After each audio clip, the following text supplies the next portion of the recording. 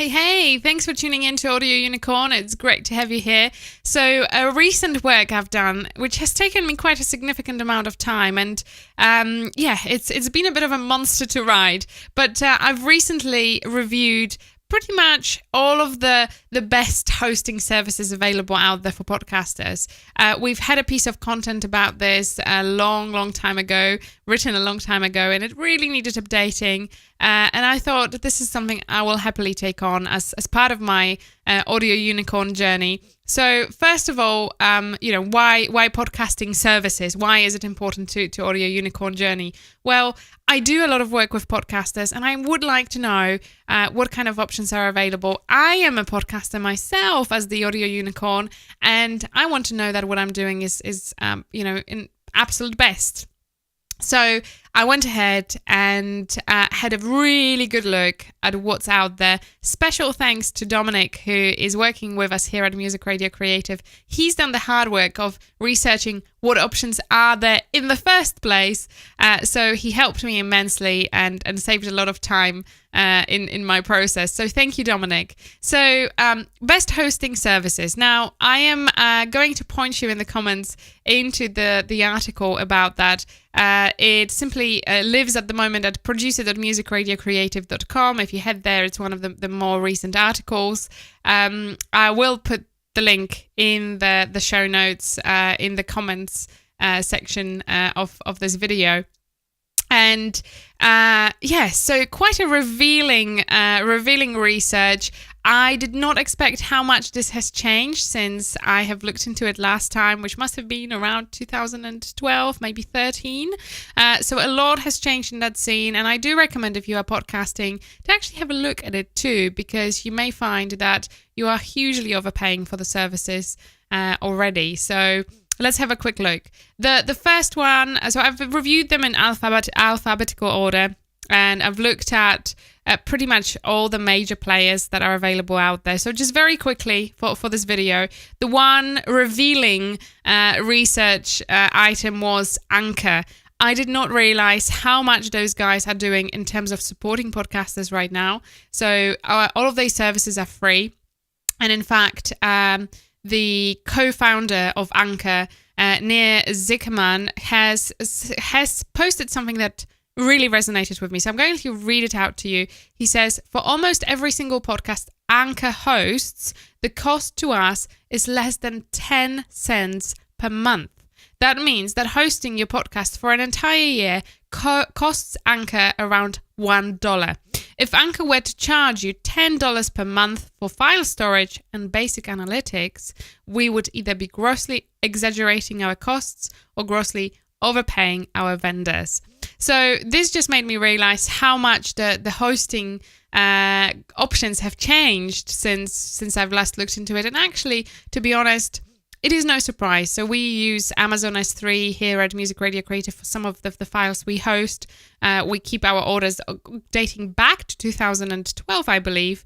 And our costs per month to Amazon S3 are absolutely minimal for the amount of storage that sits there.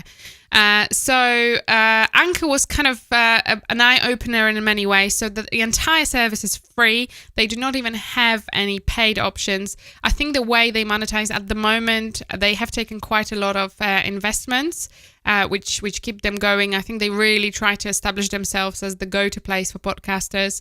And also they do enable monetization. So they do enable external sponsors to come in and advertise.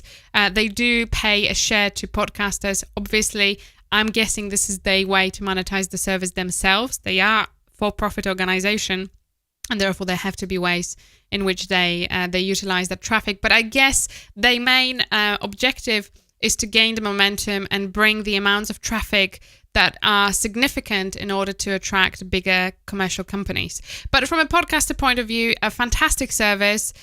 So they used to control your RSS feed. They no longer do that. So you have an option to control it yourself, which is great. They do seem to provide some good stats. They seem to provide kind of nice editing tools. I haven't tested them, but I'm very, very tempted to actually dive into it. And they support all the major platforms like any host should do. So in general, what they have on offer is highly competitive to everything else I've reviewed.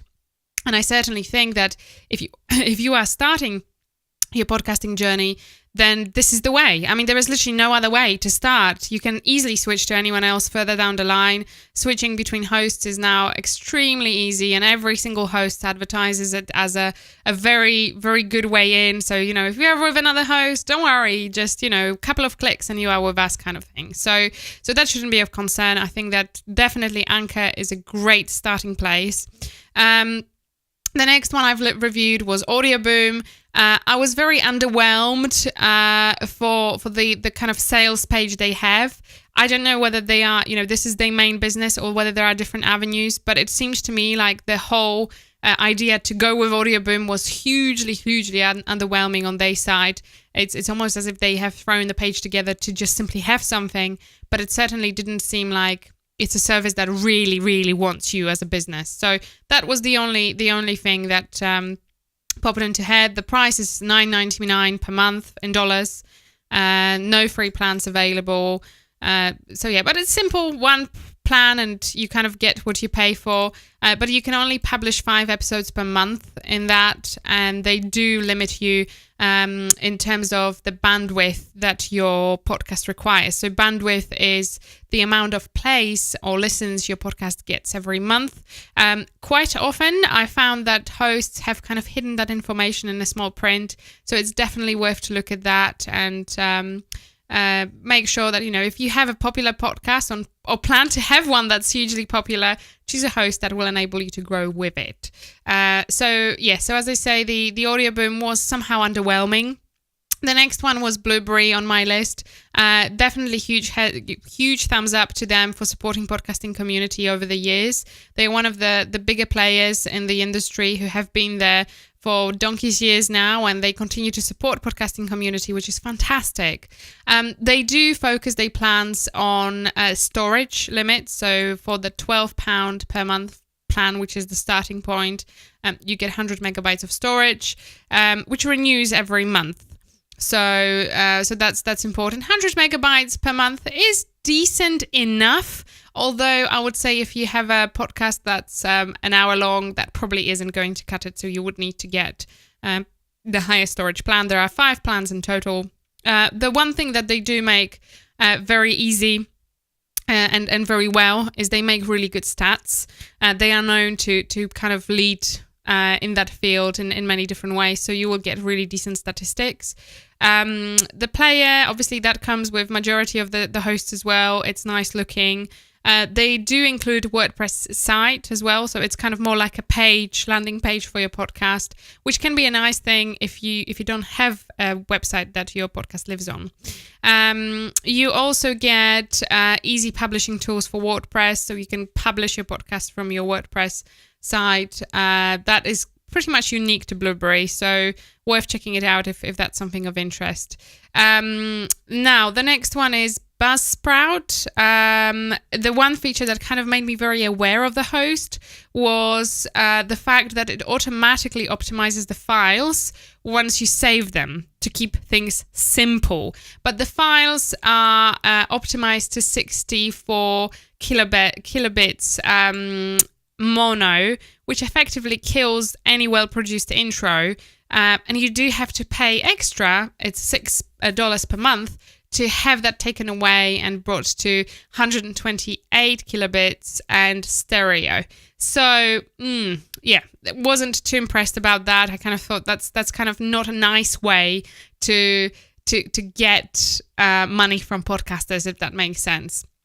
So there are 4 plans in total. There is a free plan, which includes up to 2 hours of files each month, but they are only hosted for 90 days. So it's kind of a nice way to test your waters and see how you like it before you move forward with it. The main plan kind of comes at $12 per month. So that seems to be the comparable amount that many of the hosts seem to be seem to be charging. They do limit bandwidth per month, so you have to be aware of that. They limit it to 250 gigabytes, which probably comes around 10,000 plays per month. Again, just worth to find your way around it, because there are other options, in my opinion, that could suit you better, and that don't limit you that. It just makes it a little bit harder to grow, because you have to have this on the back of your head that, have I exceeded that? Is that going to limit me in some way? Let's face it, $10,000 plays per month is a lot. And of course, it probably takes a long time to get to that point.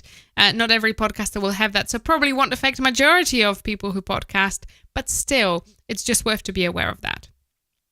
There was also Castos, 3 different plans, starts at $19 per month and goes all the way up to $49. They do 15-day trial period, which is nice because you can kind of test it. They do have unlimited storage. They do have unlimited episodes and links to them. They also bring your podcast website, podcast stats, which are very nicely laid out as well. And also you can see how far into each episode listeners tune into, which I think is a great feature on the stats and very valuable, certainly. So if you have a segment in your podcast that is at the end of episode and you see that listeners drop out before that segment comes on, it may be worth to review it. So worth to know that for sure. A nice looking media player and WordPress plugin for podcasting. So Castos, just looked okay. It probably won't be for everyone, but it was nice that a lot of things are unlimited in terms of bandwidth and storage of episodes. You can choose sort of higher plans and they add more features in. So it's kind of nice because you can grow. Instead of growing with the amount of content you produce, you can grow in terms of your needs, which I like, and I'm a big advocate. There was also Fireside, very simple, one plan, $19 per month. Again, unlimited storage and downloads, although it does say it in the small print that if you have 100,000 downloads or more, that might not be the best option for you. So worth to keep that in mind if you are a mega podcaster out there. And they do kind of everything else that you would expect from a podcast host. Again, it's just a matter of personal preference. I do like the fact that they keep things simple. And then there was Libsyn, again, another one of grandfathers of podcasting. Huge thumbs up to them for all the hard work they do in the podcasting community. And they have done over the years. They've been around since 2004. So very much established podcast host, which is important because one thing you should question as well is with some of the new players in the market, how reliable are they? Are your files always going to be that they have any downtimes and things like that? So it's worth to take that into account. I certainly think that the companies such as Libsyn and Blubrry have that advantage of being very reliable, so to speak, and they have good support. That there is a group of people working in there. It's not just like 1 or 2 person startup. So it's definitely worth to keep that in mind. With Libsyn, you have 5 different pricing plans. They start at just $5 per month and can go up to $75 per month. So the basic plan includes 50 megabytes of storage per month. It again renews at the first of each month. So that's not really much. It probably will cut enough to around 2 30-minute episodes per month. The next plan up, by the way, the $15 plan does include 250 megabytes of storage. So that's certainly a little bit more reasonable. I think the $5 plan is a good way to start, but you probably will quickly need to upgrade that. They do a one-page website for podcasters. That seems to be a feature that comes up quite a lot. They have a really nice-looking media player. They do make a big shout of the fact that it looks really good when you share it on social media. So it kind of comes up with the player in like Twitter or Facebook. It looks really good.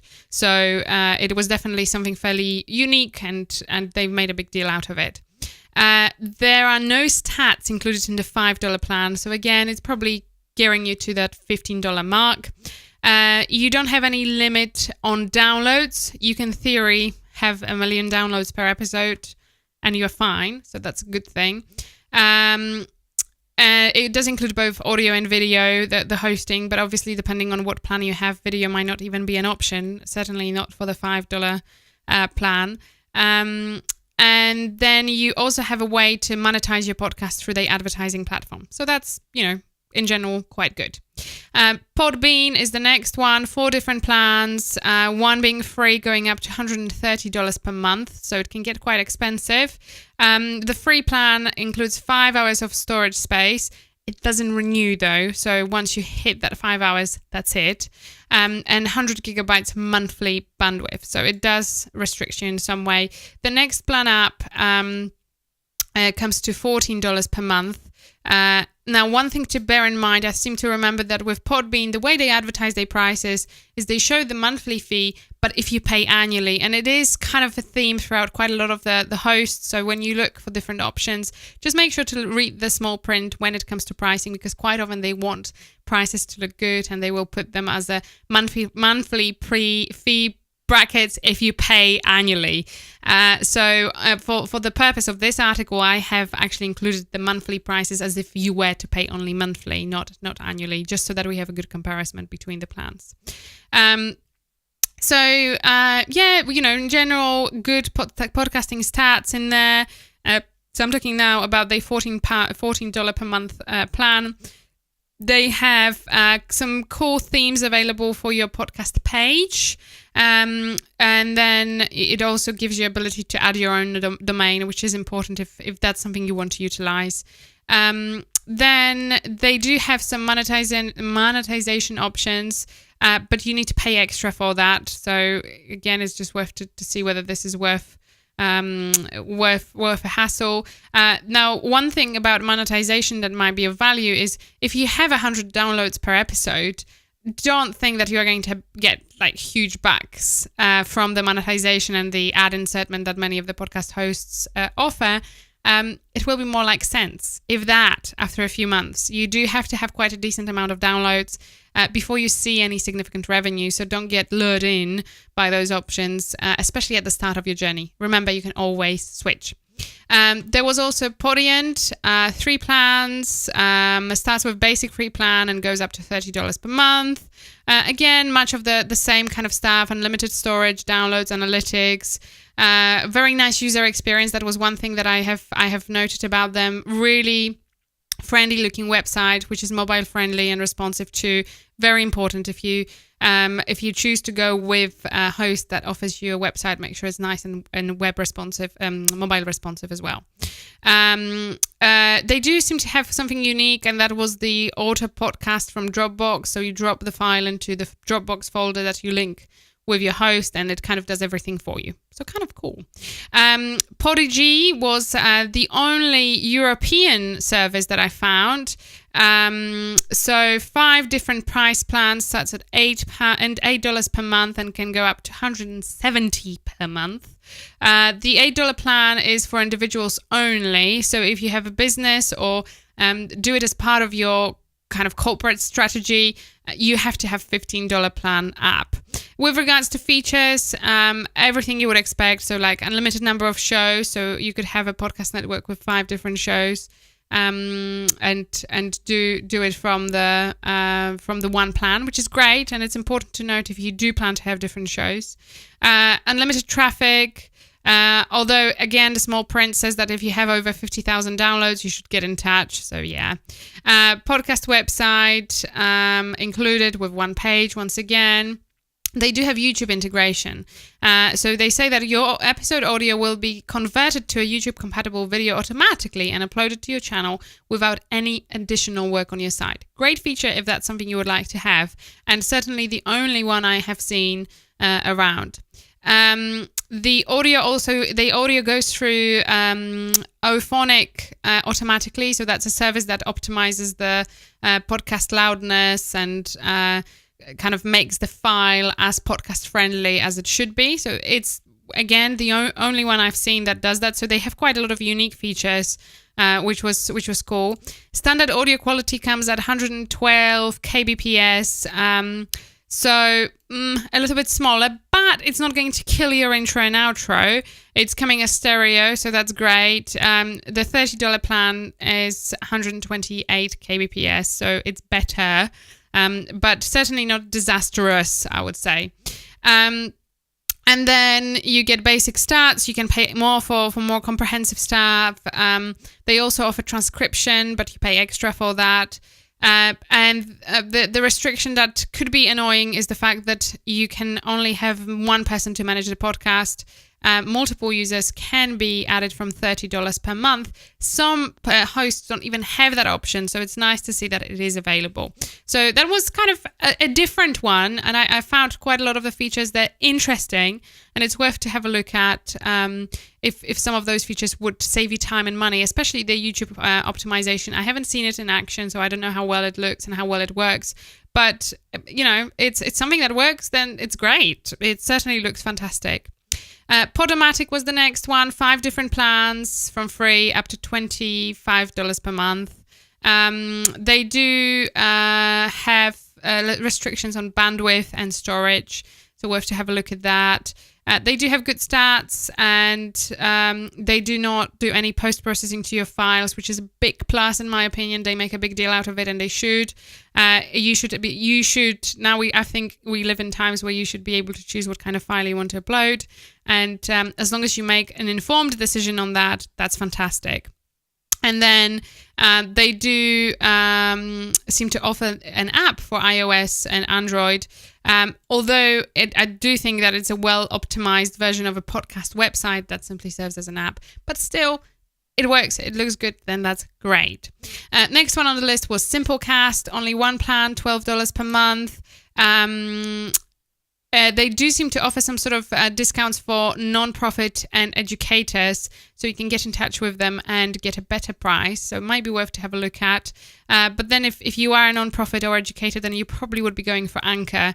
But some of the options and features may be more of interest to you. They have unlimited bandwidth, unlimited storage, basic statistics, basic audio player. They don't contract you in, so you can cancel anytime. Multiple users and managers to the podcast, which is nice thing for sure. A nice looking podcast website. So that's kind of it. Now, the last one on the list is Spreaker. So full disclosure, we've been recommending Spreaker for a very long time. We have a great working relationship with those guys, know the founder personally. We know they are great people, but in this article, I compared them like for like with everyone else. So we didn't give any favorable treatment to Spreaker in this article whatsoever. It's obviously up to you to decide what works for you. So with Spreaker, you have 5 different plans, starting with free. That is the plan I'm using at the moment for Audio Unicorn, and it goes up to $120 per month, depending on a variety of different factors. So free plan includes 5 hours of audio storage. It does not renew, so once you hit the 5 hours, you kind of have to pay for the bigger plan if you want to continue with Spreaker. Basic analytics, I find it enough for my personal usage. The basic analytics seems to be doing the job just fine. There is player, multiple shows allowed, so you can have different podcasts on the one account. The $6 per month plan has some decent features and storage too, so you get unlimited bandwidth. So that's really good. 100 hours of audio storage. So that's decent. From 5, I mean, I've got now over 20 episodes and I haven't hit the 5 hours yet. So the 100 hours is definitely kind of enough. It's good. They do have iHeartRadio distribution. That's the only host that does that. Spreaker does compress the audio, but it is 128 kbps, which is stereo. That is enough and that's the format we anyway recommend for saving your podcast as, and that's enough to make sure that your intro sounds really good still, and the audio just in general sounds of good quality. They do have dynamic ads that you can insert into your podcast, but that starts with a $20 a month plan. So that's quite interesting, especially if you have advertisers that go onto your podcast and you want to do the dynamic ad switching. So that was a decent feature, I thought, that I didn't see much of in other podcast hosts.